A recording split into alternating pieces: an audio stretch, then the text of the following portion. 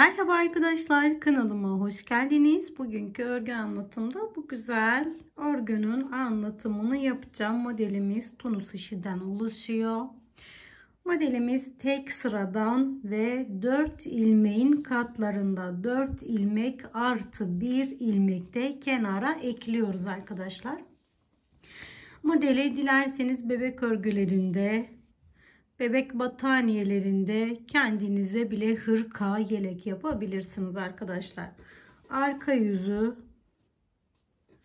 ve ön yüzü. Modeli yaparken ben kısa bir model anlatımı için birkaç tane ilmek atarak başlayacağım. 17 tane ilmek yeterli gelecek bana. 4'ün katları artı bir tane kenar ilmeği olacak. Siz de yapacağınız örgünün boyutuna göre ilmeklerinizi yani zincirlerinizi çekerek modelinize başlayabilirsiniz arkadaşlar. 3,5 numaralı bir tane tunus tığı kullanıyorum ve bebe ipini kullanıyorum ben. Siz de ne yapacaksanız ona göre uygun ipi seçebilirsiniz. Kilit zincirimi yaparak modelime başlıyorum.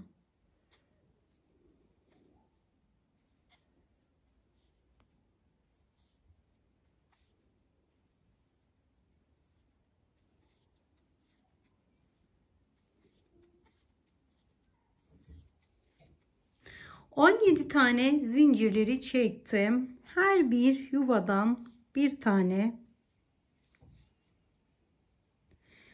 ilmek çıkartarak sıra sonuna doğru gidiyorum. Sıra sonuna kadar geldim. Şimdi ilmeklerimi hepsini çift alarak geri geliyorum.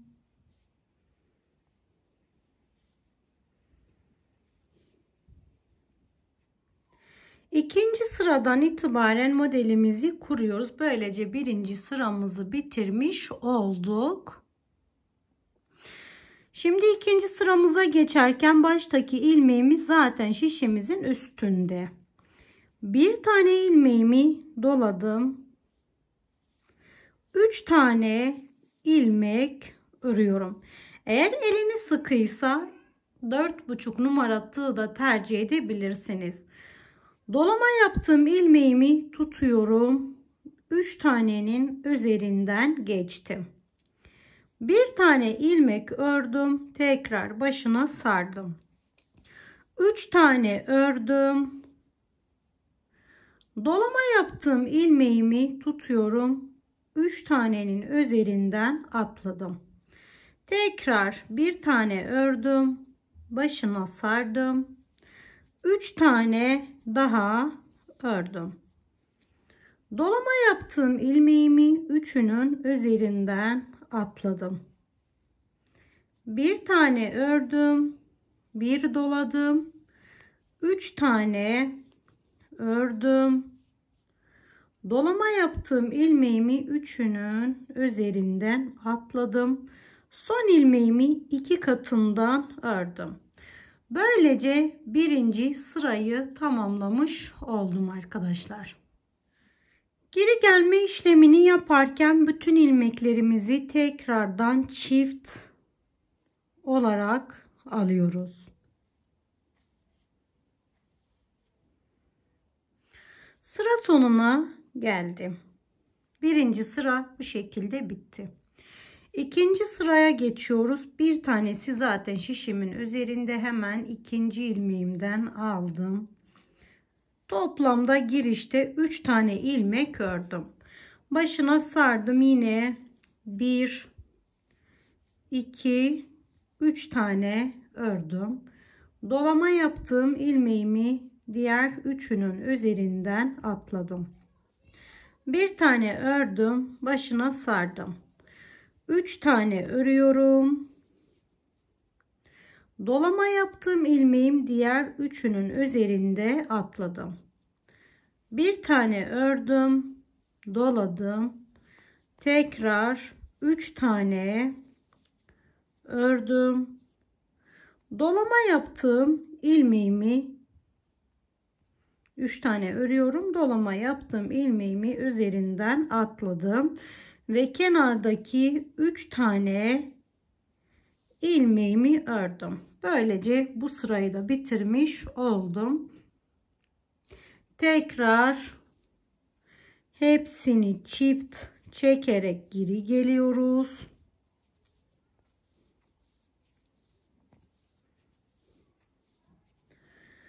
Birinci sıranın tekrarını yapacağız arkadaşlar. Model hep aynı da olsa bu aradaki iplerimizin yerleri değişiyor. Birinci sırada 4 iken ikinci sırada 3'e düşürdük. Şimdi yine birinci sıramızın tekrarını yapalım. Başına doladım. 1, 2, 3 tane ördüm. Dolama yaptığım ilmeğimi diğerlerin üzerinden atladım. Şöyle diğerlerinin üzerinden atladım arkadaşlar. Bir tane ördüm. Bir doladım. 3 tane ördüm. Tekrar dolama yaptığımız ilmeğin üzerinden şöyle atladım. Bir tane ördüm. Bir doladım. 3 tane ördüm.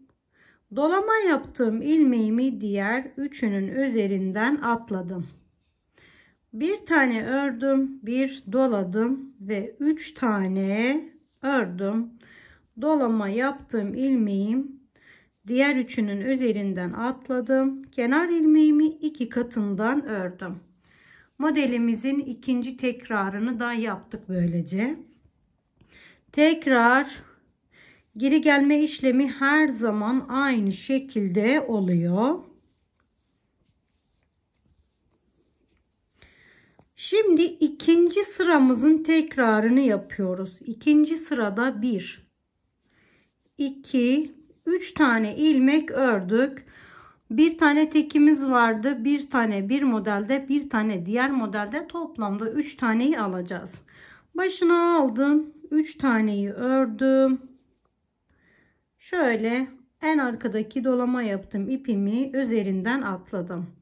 Bir tane ortadaki ilmeği ördüm. Başına sardım. 3 tane ördüm. Dolama yaptığım ilmeğimi diğer üçünün üzerinden atladım. Bir tane ördüm. Başına sardım. Yine 3 taneyi ördüm. Dolama yaptığım ilmeğimi diğer üçünün üzerinden atladım ve diğer 3 tane ilmeklerimi ördüm. Modelimiz bu şekilde arkadaşlar. Sürekli tekrarlardan oluşuyor. 2 tekrarın devamı. Bir kere birinci sırayı, daha sonra ikinci sırayı, daha sonra tekrar 3. sırada birinci sıranın tekrarı, 4. sırada ikinci sıranın tekrarı, 5. sırada birinci sıranın tekrarı, 6. sırada yine ikinci sıranın tekrarı. Sürekli bu şekilde tekrarlar oluyor.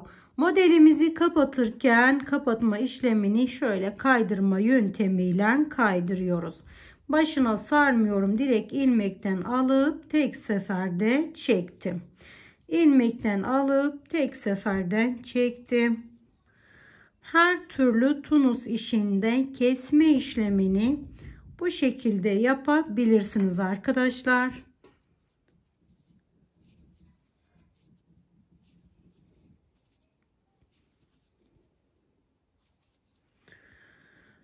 Modelimiz böylece bitmiş oldu. Bu küçük parça, istediğiniz kadar parçayı büyütebilirsiniz.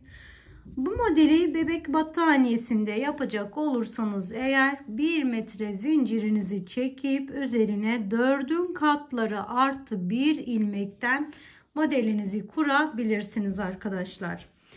Videomun sonuna geldim. Umarım sizler için faydalı bir anlatım olmuştur. Bu aşamaya kadar izlediğiniz için çok teşekkür ediyorum. Başka bir videoda görüşmek dileğiyle. Şimdilik hoşça kalın, sağlıkla kalın.